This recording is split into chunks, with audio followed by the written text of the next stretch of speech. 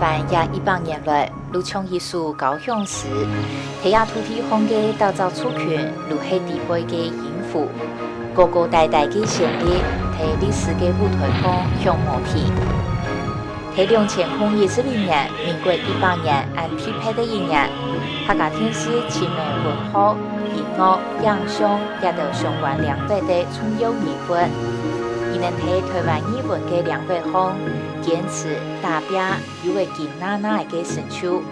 带出耶稣高雄市嘅高大乐运。